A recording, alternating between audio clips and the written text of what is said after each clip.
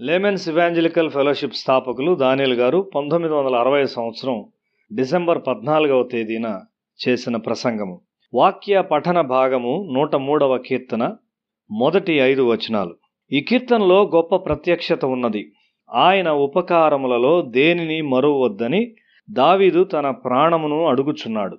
ఆయన ఉపకారముల్లో దేనినైనను నీవు మరచినట్లయితే అది నీకు గొప్ప నష్టముగా ఉంటుంది.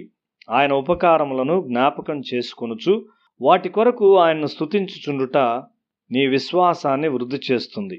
ఆయన తిరస్కారములను జ్ఞాపకం చేసుకొనుచు వాటి విషయమై ఆలోచించుట అనేది నీ విశ్వాసం మీద ఒక వ్యతిరేక ప్రభావాన్ని కలిగి ఉంటుంది. ఆయన దీవెనలను కృతజ్ఞతతో జ్ఞాపకం చేసుకుంటూ ఆయన ఇంకా ఇవ్వని వాటి కొరకు ఆశతో నీవు వేచి ఉండవలసి ఉన్నావు. తన అంతరంగంలోనున్న సమస్తము ఆయన్ను స్తుతించున్నట్లు కీర్తనాకారుడు అడుగుచున్నాడు.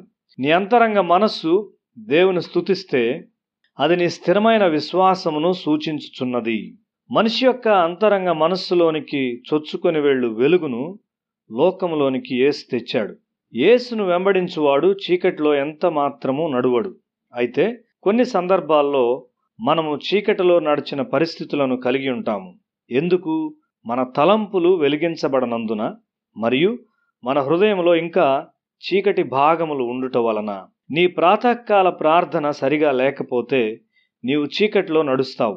నీ జీవితంలోనూ మరియు నీ పనికి సంబంధించిన విషయములన్నింటిలోనూ నీకు వెలుగు ఇవ్వాలని యేసు కోరుచున్నాడు. మీ గృహములో వివాహము లాంటి ఒక ప్రాముఖ్యమైన సందర్భం ఉన్నప్పుడు నీవు తగినంతగా ప్రార్థించకపోతే నీవు ఎక్కడో చీకట్లో నడుస్తావు. చేయుటకు నీకు అప్పగించిన దానిలో నీవు ఏదో పొరపాటు చేస్తావని, లేక ఎక్కడో ఏదో గందరగోళము సంభవించునని దాని అర్థము. సాతాను మన సంతోష సమయాలను పాడు చేయుటకు ఇష్టపడుతూ ఉంటాడు.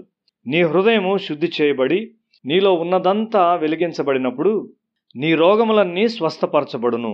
దేవునిలో నమ్మకముంచు వారికి కలిగే ఆధిక్యతలివి. రానున్న విపత్తును గూర్చి నీవు ప్రార్థించి వాటిని చాలా వరకు నివారించగలుగుటకు దేవుడు నిన్ను హెచ్చరించును. ఇది దేవుడు నీకిచ్చు ఒక అద్భుతమైన వెలుగు. అది ఎంత ప్రయోజనకరమై ఉన్నది. ఆయన మేలుతో నీ హృదయాన్ని తృప్తిపరచున్నాడు. యవన దశలో మనస్సు నిరీక్షణతో నిండినదిగా ఉంటుంది. అటువంటి నిరీక్షణ దేవుడు మనకు జీవితమంతా ఇస్తాడు. కాబట్టి జీవితమంతా యవనముగా ఉంటుంది. నీవు ఎల్లప్పుడూ ఇతరుల మేలు కోరుచుంటావు మరియు బహు చెడ్డవానిని నీవు చూచినప్పుడు అతని నుండి నీవు శ్రేష్టమైన దాని కొరకు నిరీక్షిస్తావు. ఆ విధమైన తలంపుల ద్వారా నీ రక్తము ఆరోగ్యముగా కాపాడబడును. అంటువ్యాధులు నిన్ను సులభముగా పట్టుకొనవు. శరీర వ్యవస్థ అంతా దేవుని వాక్యమునకు స్పందిస్తుంది. నీ వ్యాధి నిరోధక శక్తి బలము గలదై ఉంటుంది. ఒక మంచి మనిషి యొక్క హృదయం నుండి వచ్చు కిరణములు మేఘములను కూడా చేరి సరైన సమయంలో వర్షం వచ్చినట్లు చేయును. ఆ కిరణాలు ఇంటిలోని పిల్లల్లో కూడా చొచ్చి వారిని ఆరోగ్యవంతులుగా కాపాడును. ప్రజలు దుష్టులుగా మారినప్పుడు అది ప్రకృతి మీద ప్రభావం కలిగి ఉంటుంది. వర్షాలు తప్పిపోవును, లేక అకాల వర్షాలు పంటను పాడు చేయును. ఎంతో అజాగ్రత్తగా జీవితమును జీవించిన ఒక యవనస్తుని నేనెరుగుదును. అతడు పాపములో జీవించాడు. అతని వివాహ రిసెప్షన్ కొరకు భారీగా అందమైన అలంకరణలు చేయబడ్డాయి.